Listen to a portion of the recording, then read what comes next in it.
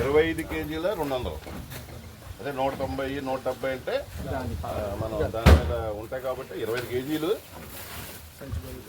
సంచి బరువుతోనే కానీ ఇది కానీ ఇది 250 అండి ఓవరాల్గా. కాట ఏట వల్ల దానికి ఇప్పుడు వదిలేండి 25 కేజీల చిల్లర 200 వచ్చింది ఇలాగా. ఇప్పుడు వీళ్ళు చేసే మోసం మన అందరికీ తెలియాలంటే ఆల్రెడీ ఈ కాటాకున్న స్టిక్కర్ ఇది ఇలా స్టిక్కర్ని తీసి ఇక్కడ మీరు గమనించండి, ఇక్కడ ఎల్ షేప్ స్టిక్కర్ అందించాడు, బ్లాక్ స్టిక్కర్ ఎల్ షేప్. ఈ ఎల్ షేప్ గల కారణం ఏంటంటే ఇతను చేసింది మనకి ఎల్ రూపంలో వస్తే కనుక ఎల్ అనేది అర్థమవుతుందని చెప్పి ఈ ఎల్ కనపడకుండా ఇది కూడా జీరో కింద చూపించడానికి స్టిక్కరింగ్ అంటించాడు అన్నమాట. ఇది మోసం. ఈ స్టిక్కర్ ఉందంటే కంపల్సరీ ఇది మోసం చేసినట్టే మనకి. ఈ స్టిక్కర్ ఏదో టైంలో చిన్న స్టిక్కర్ అంటించడానికి ఏముంది, మన ఇల్లు ఇలా అంటించవచ్చు, అది పెద్ద విచిత్రం కాదు. అది అంటించడం అనేది మన అలాగా ఒకసారి ఒక 2 అడుగుల పక్కకి వెళ్తే వెంటనే దాన్ని ఇచ్చేస్తారు. చేసిన తర్వాత వీళ్ళు ఏం చేస్తారంటే కాటా మొదలైనప్పుడు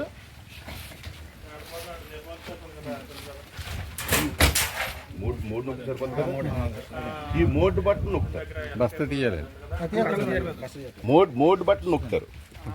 చూడండి, మోడ్ బట్టన్ నొక్కిన వెంటనే ఇక్కడ ఏం చేస్తుంది, వెంటనే 25 200 నుంచి 23 430 వచ్చేసింది కాటా.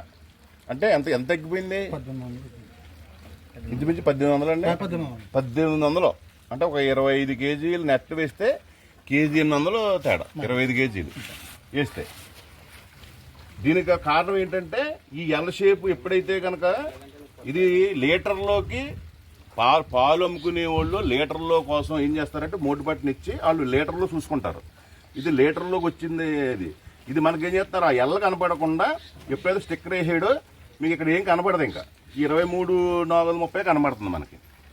అదే కనుక వీళ్ళు వేసిన స్టిక్కర్ కనుక మనకి తీసేస్తే, ఒకసారి స్టిక్కర్ మళ్ళీ అంటేంతాం, స్టిక్కర్ తీసి చూపిస్తున్నాం, మళ్ళీ మొత్తం చింపేస్తున్నాం, 2 ముక్కల కింద అంటించారు, కట్ చేసి మొత్తం తీస్తేనే అర్థం, మళ్ళీ అంటేంతాం. చూసుకోండి, ఇది ఎల్ల. ఇప్పుడు ఇలా ఉంటే ఏంటి ఎల్ల ఏంటని ఎవరిని అడుగుతారు కదా, అంటే ఈ ఎల్ల కనపడకుండా వాళ్ళు స్టిక్కరింగ్ వేస్తున్నారు. ఈ ఎల్ల అంటే లీటర్లు అనమాట, అంటే దీని లీటర్లోకి మార్చేస్తున్నారు. అసలు ఎవరు ఇంత రైతు ఇంత కూడా ఇది పసిగట్టలేని మోసం. ఇప్పుడు కాదు, గత కొన్ని సంవత్సరాలుగా రైతుల దగ్గర లక్షల కోట్ల రూపాయలు దోసేశారు. అది ఎవరు దోశారు అనేది ఇలా మనం అంతా బయటకు లాగాల్సిన అవసరం ఉంది.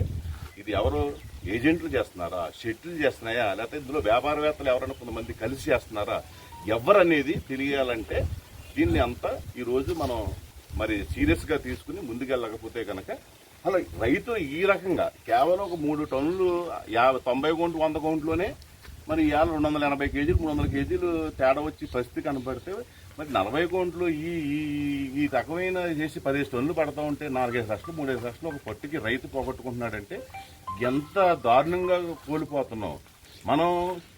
కక్కుర్తిపడి 5 రూపాయలు 10 రూపాయలు ఇవ్వటం, రేట్ ఎక్కువ ఇవ్వడం వల్ల ఇలాంటి మోసాలకు పాల్పడుతున్నారు. 1 2 కంపెనీ వాళ్ళు కూడా తెలుసుకోవాలి, ఎక్కడైతే రీవేమెంట్లో కంపెనీలు కొంటున్నాయో అందుకే ఈ మోసాలు జరుగుతున్నాయి. నిజంగా కనుక కంపెనీ వాడు కనుక కంపెనీ బండి కంపెనీ గ్రేడర్ని పంపించుకునే డైరెక్ట్ ఏజెంట్ ద్వారా వస్తే ఒకవేళ జరిగితే కంపెనీ వాడిని అడ్డానికి ఉంటుంది. ఇప్పుడు ఏంటి, రీవేమెంట్లు కొనేటప్పటికి వాళ్ళకి సరుకు వాళ్ళ దగ్గరికి పెట్టాలి, వీళ్ళు అమ్ముకుంటారు.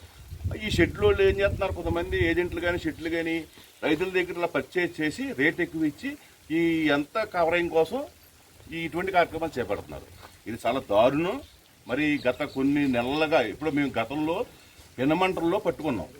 ఆ రోజు షెడ్ని పట్టుకుంటే మరి ఆ రోజు కూడా అంతే, రైతు కలిసి రాలేదు. కనీసం మర్నాడు వచ్చి కేసు పెడదాం రావాయి అంటే రైతు రాలేదు. అంటే ఎవరు కాదు. ఇప్పటికే మొన్న కూడా భీమవరం అవతల ఎక్కడో ఇలాగ జరిగిందని తెలిసి 12 లక్షలు సెటిల్మెంట్ చేసుకున్నారండి. అంటే ఎక్కడెక్కడ రైతులు సెటిల్మెంట్ చేసుకుంటే ఆ ఒక్క రైతుతోనే అయిపోతుంది కదా. కానీ మరి వీళ్ళు ఇటువంటి మోసాలు ఇంకా ఎంతమంది రైతులు పోతున్నారు. రైతులు కూడా సహకరించాలి. ఎందుకంటే ఇలా జరిగినప్పుడు 10 మందికి తెలిస్తే ఆ రైతు పాపం, ఇందులో చాలామంది తెలియని వాళ్ళు ఉంటారు, అవగాహన లేని వాళ్ళు ఉంటారు. మరి వాళ్ళందరూ కూడా ఇప్పుడు కానీ తెలుసుకుని మరి అది ఏ కంపెనీ అయినా షెడ్ అయినా ఏది అవనండి చెక్ చేసుకోండి, చూసుకోండి. ప్రతి రైతు దీని మీద అవగాహన బుర్ర పెట్టండి. ఇప్పుడైనా మారండి. రైతులందరూ కలిసి ఉంటే ఇటువంటి భోగోతలు ఎక్కడ నడుస్తాయి? ఇలా మన అందరూ కలిసి లేక ఎవరికారు ఇలా ఉండడం వల్ల ఈరోజు ఈ సమస్యలు వస్తున్నాయి. ఇప్పటికైనా రైతులందరికీ విజ్ఞప్తి చేస్తున్నాం, ఇప్పటికైనా తెలుసుకుని ముందు ఈ మోసాలను కనుక మన షెడ్ మోసాలని ఇలా ఇటువంటి అంటే ఎప్పుడైనా సరే ఏ వ్యవస్థలో సరే అందరూ మోసగాళ్ళు ఉండరు. కొంతమంది వల్ల మళ్ళీ కొంతమందికి బ్యాడ్ నేమ్ వస్తుంది అంతే తప్ప వ్యవస్థలు అందరూ దోపిడీదారులు అందరూ ఉంటారు. న్యాయంగా చేసుకునే ఏజెంట్లు ఉంటారు, న్యాయంగా చేసే షెడ్లు ఉంటాయి, న్యాయంగా చేసిన కంపెనీలు ఉంటాయి.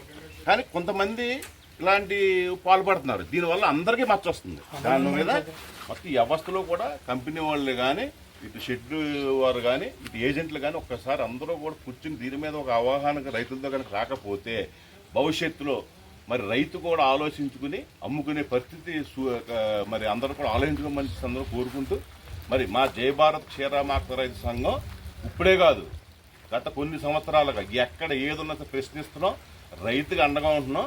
వెంటనే 10 మందికి ఉపయోగపడేలాగా ఈ సంఘం ఉంటుంది. భవిష్యత్తులో కూడా అలాగే రైతు పక్కన ఉంటామని చెప్పి సందర్భంగా తెలుసుకుంటూ దీన్ని వెంటనే కేసు నమోదు చేసి యలమంచిలి పోలీస్ స్టేషన్ తీసుకెళ్తున్నాం.